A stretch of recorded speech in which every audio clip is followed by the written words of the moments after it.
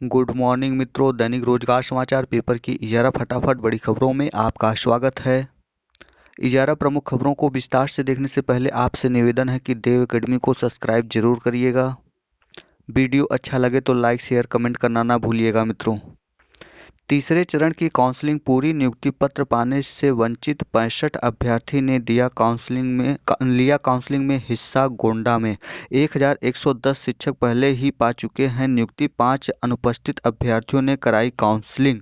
जिले में संचालित 69,000 शिक्षक भर्ती प्रक्रिया के तहत कराई गई तीसरे चरण की काउंसलिंग शुक्रवार को पूरी हो गई है। इस काउंसलिंग में 5 अनुपस्थित अभ्यर्थियों ने शिक्षक बनने के लिए काउंसलिंग कराई है। वहीं 2 चरणों में काउंसलिंग के बाद भी नियुक्ति पत्र अथवा स्कूल पाने से वंचित रह गए 65 अभ्यर्थियों ने तीसरे काउंसलिंग में हिस्सा लेकर अपने शिक्षक बनने की दावेदारी पेश की। एडेड जूनियर हाई स्कूल के लिए शिक्षक भर्ती की तैयारी। प्रदेश के 3,000 से अधिक एडेड जूनियर हाई स्कूल के लिए शिक्षक चयन नए साल में शुरू हो सकता है। पहली बार इन स्कूलों में प्रधानाध्यापक व सहायक अध्यापक भर्ती के लिए लिखित परीक्षा कराई जाएगी। बेसिक शिक्षा अधिकारियों से पदों का ब्यौरा मांगा है। हालांकि शासन स्तर पर परीक्षा से जुड़ी अन्य तैयारियां लंबित हैं। उधर बेसिक शिक्षा विभाग भी 1 साल में लिखित परीक्षा का स्वरूप तय नहीं कर पाया है। अपर शिक्षा निदेशक बेसिक शिक्षा सरिता तिवारी ने अध्यापक भर्ती नियमावली का संशोधन आवेदन आदेश दिए जिलों का भेजा है। अशासकीय सहायता प्राप्त एडेड जूनियर हाई स्कूल में शिक्षक चयन के लिए प्रबंधन तंत्र साक्षात्कार कराकर नियुक्ति कराता रहा है। बीएसए उसका अनुमोदन करते थे, जिसके चयन में जन्मकर गड़बड़ियों के आरोप भी लगते थे। इन्हीं वजहों से योगी सरकार ने 4 दिसंबर 2019 को अध्यापक भर्ती नियमावली 1978 में संशोधन किया था। इसके तहत शिक्षक चयन की लिखित परीक्षा राज्य स्तर पर होनी है। प्रधानाध्यापक व सहायक अध्यापक की अर्हता में भी बदलाव हो चुके हैं। साथ ही चयन परिषदीय शिक्षकों की तरह गुणांक के आधार पर होना है। सरकार ने चयन नियमावली में जब बदलाव किया उस समय 3,082 स्कूल में शिक्षकों के 24,000 पद सृजित और करीब 4,300 पद रिक्त थे।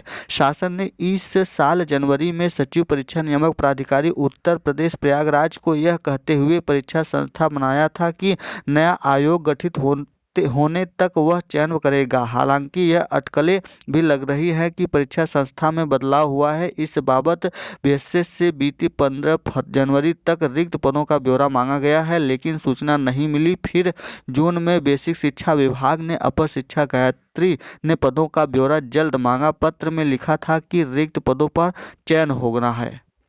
पाठ्यक्रम फॉर्मेट का इंतजार। एडेड जूनियर हाई स्कूल में शिक्षक चयन के लिए पाठ्यक्रम क्या होगा? परीक्षा ओमार बेस्ड होगी या अति लघुत्तरी उत्तरी प्रश्न पूछे जाएंगे? इसे लेकर परीक्षा फॉर्मेट का इंतजार किया जा रहा है। चयन प्रक्रिया वैसे ही हो सकता है जिस तरह चयन बोर्ड एडेड माध्यमिक कॉलेजों में अपनाता है।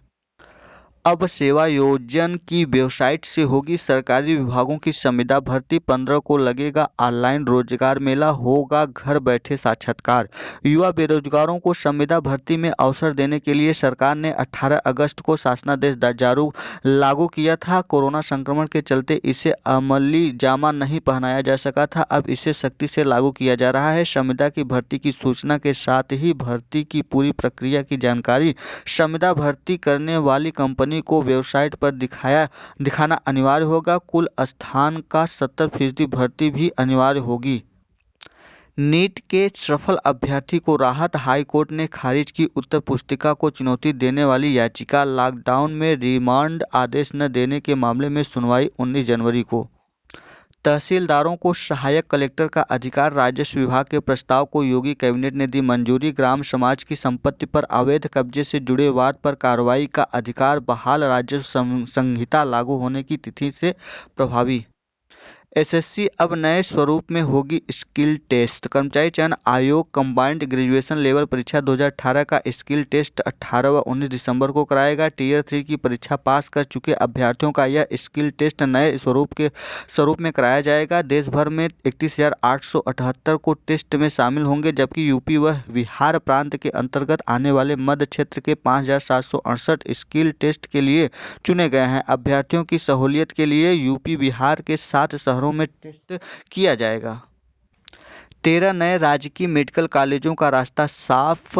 एनएमसी के अनुसार निर्माण के लिए संशोधित लागत में मंजूरी मिली है। अब 45 जिलों में होंगे सरकारी मेडिकल कॉलेज। कांस्टेबल को सहायक अध्यापक की काउंसलिंग में शामिल करने का निर्देश। कोर्ट ने कहा, याची एक अवसर पाने की हकदार। हाई कोर्ट को जवाब देने के लिए बीएससी से मांगे अभ्यर्थियों की जानकारी। यूपीपीएससी बिना शुल्क रसीद के भी जमा होंगे पीसीएस के आवेदन। पीसीएस मुख्य परीक्षा 2020 को लेकर लोक सेवा आयोग ने जारी किया दिशा निर्देश। उत्तर प्रदेश लोक सेवा आयोग की पीसीएस 2020 के अभ्यर्थियों की बड़ी राहत दी है। जो अभ्यर्थी मुख्य परीक्षा के लिए शुल्क जमा करने के बावजूद रसीद का प्रिंट आउट नहीं निकाल सके हैं, वे बिना शुल्क रसीद के अपना आवेदन आयोग में जमा कर सकते हैं। इस बार में यूपीएससी के परीक्षा नियंत्रक अरविंद कुमार मिश्र ने आवश्यक दिशा निर्देश जारी किए हैं। उन्होंने अभ्यर्थियों से यह भी कहा है कि संबंधित कॉलम में बाद में सूचना उपलब्ध हो तो ये अन्यथा उसे रिक्त छोड़ दिया जाए। ये सूचना हो तो उसे भर दीजिए, नहीं तो उसको रिक्त छोड़ दीजिए। इस बार जून और सितंबर में नहीं होगा सार्वजनिक अवकाश। होली, दीपावली, नवरात्र और रक्षाबंधन पर कर्मचारियों को मिलेगी लगातार छुट्टियां। शासन ने जारी की वर्ष 2021 के सार्वजनिक अवकाश की सूची। प्रदेश के सरकारी दफ्तरों, निगमों, बोर्ड और उपक्रमों के कर्मचारी अधिकारियों को वर्ष 2021 में होली, रक्षाबंधन, नवरात्र, दिवाली और गुरु नानक जयंती पर लगातार छुट्टियां मनाने का मौका मिलेगा। लेकिन 3 त्योहार शनिवार और 4 त्योहार रविवार को होने से 7 छुट्टियां कम भी होगी। शासन ने शुक्रवार को 2021 के सार्वजनिक अवकाश का कैलेंडर जारी कर दिया है। जून और सितंबर को छोड़कर शेष सभी महीने में 1 से 4 दिन की छुट्टी मिलेगी। रविवार को ये अवकाश रहेंगे।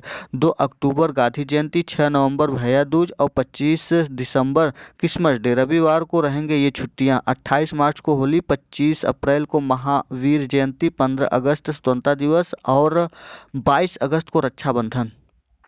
रेलवे भर्ती परीक्षा 15 से। यूपी के 3 शहरों में परीक्षा केंद्र। 3 चरणों में होगी परीक्षा। पहले चरण में आइसोलेटेड और मिनिस्ट्रियल श्रेणी के 15 से 18 दिसंबर तक परीक्षा होगी। दूसरे चरण में तकनीकी एनटीपीसी में 28 दिसंबर से मार्च 2021 तक विभिन्न तिथियों में परीक्षा होगी। तीसरे चरण से लेवल 1 पदों के लिए अप्रैल से जून 2021 तक विभिन्न तिथियों में परीक्षा होगी। सजा हो जाने पर ही रोकी जा सकती है पेंशन ग्रेच्युटी। दरोगा के सेवानिवृत्ति परिलाभ रोकने का आदेश रद्द। आरोप पत्र दाखिल होने या मुकदमा लंबित होने पर कर्मचारियों की पेंशन ग्रेच्युटी आदि नहीं रोकी जा सकती है। डाकघर बचत खाता। न्यूनतम बैलेंस नहीं रखा तो खाते से कटेंगे 100 रुपये। डाकघर बचत के बारे में खाते के बारे में यदि कहा जाए तो न्यूनतम 50 रुपये निकाला जा सकता है। निवेश की कोई सीमा नहीं है। न्यूनतम बैलेंस 500 रुपये से कम होने पर नहीं कर सकते हैं निवेश। हर महीने की 10 तारीख और महीने के अंत में खाते में मौजूद न्यूनतम बैलेंस के आधार पर होती है ब्याज की गणना। इस दौरान न्यूनतम बैलेंस 500 रुपये से कम होने पर नहीं मिलेगा ब्याज। आयकर कानून की धारा 80 टीटीए के तहत 10,000 रुपये तक के ऊपर 10,000 रुपये तक के ब्याज पर नहीं लगेगा कर। गजब, एटीएम में चिमटी डालकर निकाली रकम बन गए करोड़पति। पुलिस ने किए नई तरह की चोरी करने वाले गिरोह का पर्दाफाश। 3 गिरफ्तार, वर्चुअल 25,000 रुपये और कई एटीएम कार्ड बरामद।